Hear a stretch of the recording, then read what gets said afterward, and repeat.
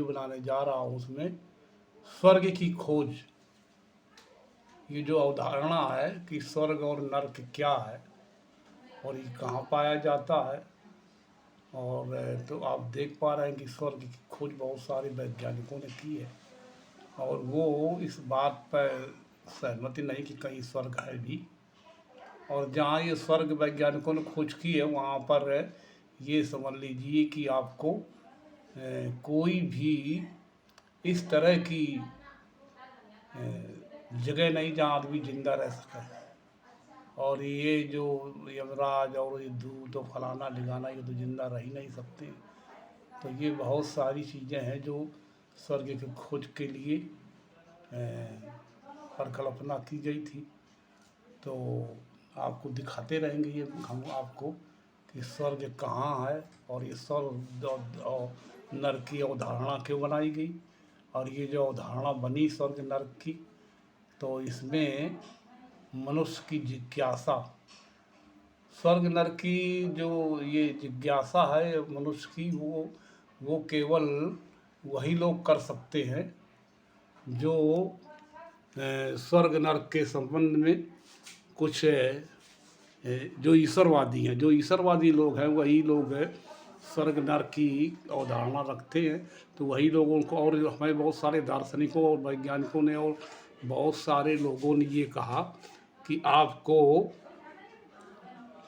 ये कतई नहीं मानना है कि जो हमारी धार्मिक पुस्तकों में लिखा किसी धर्म ग्रंथ की हो, उसमें जो भी लिखा वो सत्य है, उस पर भी आपको रिसर्च करना है और उस रिसर्च के आधार पे आपको निकालना है कि स्वर्ग नर्क की अवधारणा कितनी सत्य है और कितनी गलत है। तो आप देख पा रहे हैं कि ये इस तरह का ये जो है स्वर्ग कहाँ है, ये जो है आप देख पा रहे होंगे अच्छी तरह कि स्वर्ग की खोज वैज्ञानिकों ने की है और वो कितनी सटीक है, क्या है क्या नहीं है, ये इस पर भी आपकी ये जो जहाँ स्वर्ग की खोज की गई है वो पृथ्वी से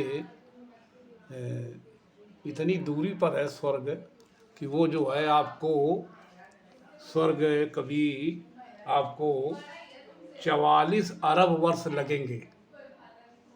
जो हमारे जो सूर्य का प्रकाश है उसकी जो गति है, उस गति से अगर मनुष्य जाना चाहे स्वर्ग में, तो उसमें स्वर्ग में जाने में उसको 44 अरब वर्ष लगेंगे पहुंचने में।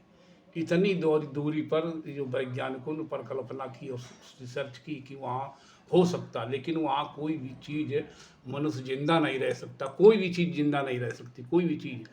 तो इस तरह का स्वर्ग है। तो आप देख पा रहे हैं कि इस तरह का ये जो स्वर्ग नर्क की जो परिकल्पना की गई है, और हम लोग इस चीज़ को मानते रहते हैं कि नहीं स्वर्ग नर्क कहीं होगा। तो आप इसको अच्छी तरह से समझ सकते हैं कि स्वर्ग कहाँ है और नर्क कहाँ है, और ये मतलब जन्नत और आपके जहन्नुम कहाँ है। बहुत सारे जो पूरे दुनिया में धर्म है उन्होंने बहुत सारा इस पर रिसर्च किया, लेकिन आज तक उस पर ठोस विचार पर नहीं पहुंच पाए हैं। तो आप लोग समझ पा रहे हैं कि हमें जो बताया जाता है जो, तो जो सारे वैज्ञानिकों और मतलब अर्थशास्त्रियों और विभिन्न धर्मों के धर्मावलंबियों और जितने भी वैज्ञानिक हैं, जितने भी धर्मवेत्ता है और उन्होंने ये कहा कि नहीं नहीं इस तरह की कोई बात नहीं, अवधारणा नहीं है स्वर्ग नर्क की, स्वर्ग नर्क कहीं नहीं है।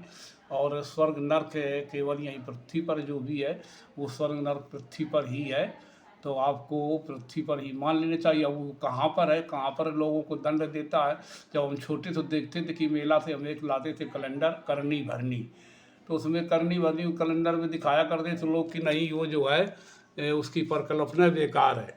वो जो है करनी भरनी में कोई जो आदमी ने चोरी की तो उसको उल्टा टांग के कोल्हू में पेरा जा रहा, जिसने बलात्कार किया उसका आधा अंग काट करके ये कर दिया गया, जो आदमी डकैती डालता उसको मतलब जो है उसको उसकी यमराज रोज पिटाई कर रहे हैं। इस तरह के जो है इस तरह की अवधारणा थी। तो आप इस चीज़ को समझ पा रहे हैं कि नहीं ये स्वर्ग नर्क की परिकल्पना तो हम लोग जो ईश्वरवादी हैं तो उस चीज़ को तो हम मानते हैं कि ईश्वरवादी ही उस चीज़ को, चूँकि जो ईश्वर की जो परिकल्पना की मनुष्य ने ईश्वर को बनाया, या ईश्वर ने मनुष्य को बनाया, इस पर भी आपको ध्यान देना चाहिए कि ईश्वर की जो परिकल्पना की लोगों ने, तो उन्होंने मनुष्य को बनाया या मनुष्य ने ईश्वर को बनाया। और ये कब इसकी लोगों ने जो लिख दिया उसी को हम लोगों ने मान लेना चाहिए। हम तो ईश्वरवादी है, ईश्वर को मानते रहेंगे।